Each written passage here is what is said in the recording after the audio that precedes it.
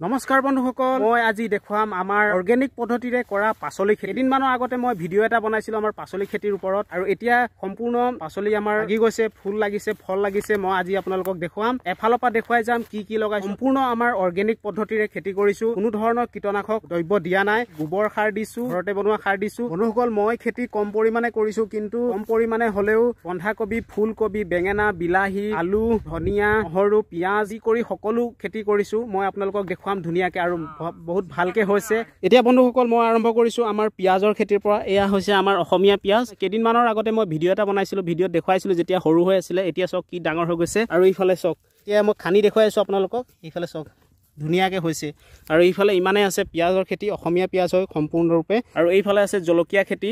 এয়া জলকীয়া, ক'লা জলকীয়া, তুলসী জলকীয়া বুলি কয় নেকি, সেই তুলসী জলকীয়া এই ফুলিছে চাওক।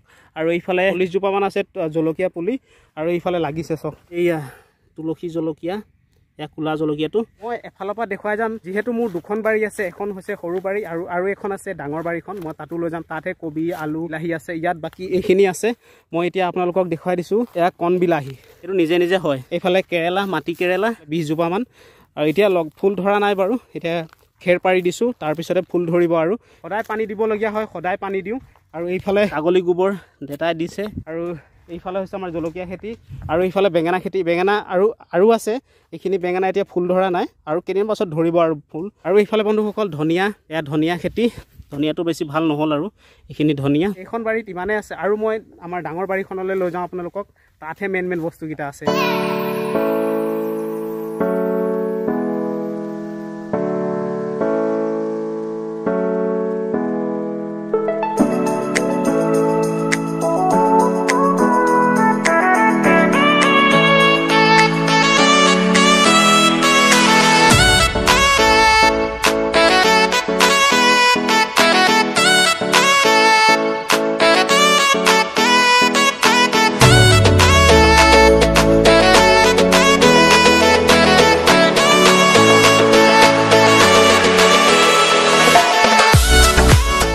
এইবাৰ আহিলোঁ মই মোৰ মেইন বাৰীখনলৈ। এতিয়া দেখুৱাই দিম আপোনালোকক, এয়া হৈছে মোৰ মেইন বাৰীখন। ইয়াত কি আছে মই আপোনালোকক ধুনীয়াকৈ দেখুৱাই দিছোঁ। এয়া হৈছে নহৰু খেতি, কিমান পৰিমাণে কৰিছোঁ, আৰু ইফালে গোট হৈছে, আৰু কেইদিনৰ পাছত হৈ যাব এইখিনি। তাৰ পাছত এইফালে আছে ফুলকবি, এয়া সম্পূৰ্ণৰূপে অৰ্গেনিক পদ্ধতিৰে কৰা খেতি। আৰু এইফালে ফুলকবি, বন্ধাকবিও আছে, আৰু এইফালে হৈছে এইটো বাংলা বুলি কয়, ফুল ধৰিছে, লগা নাই। আৰু এইফালে আছে আমাৰ বিলাহী, এয়া বিলাহী পকা নাই, বিলাহী পকিব আৰু কেইদিনমান পাছত। এইফালে বিলাহী কেইজোপামান আছে। খেতি বেছিকৈ কৰা নাই, কম পৰিমাণে কৰিছোঁ, আৰু চব কৰিছোঁ। এয়া বেঙেনা ফুল ধৰিছে, আৰু এইফালে চব কলি, আৰু এইফালে ফুল ধৰিছে। আৰু এইফালে মূলা আছিলে, মূলা খাই খতম, ক'ৰবাত দুই এটা আছে। আৰু এইটোৱে হৈছে মোৰ বাৰী। আৰু মই দেখুৱাম আপোনালোকক আলু খেতি। আলু বৰ্তমান খানিলে, বিহু আগতে আলু খানিলে, ঘৰত থৈ দিয়া আছে আলু। আৰু বন্ধুসকল এইফালে হৈছে বন্ধাকবি বৰ বেছি নাই, কম পৰিমাণে আছে। বন্ধুসকল বন্ধাকবি যিহেতু আমি দেৰিকে লগালো, এইখিনি ইমান নহৈছে, আৰু কেইজোপামান আছে, বৰ বেছি বন্ধাকবি নাই। আৰু এইফালে আছে আলু, এইখিনি এতিয়া সেউজীয়া হৈ আছে, আৰু এইখিনি ভালে হৈছে। বাকী এইফালে আমাৰ বন্ধাকবি, পানী সদায় দিব লাগে, পানী দিয়া হয়।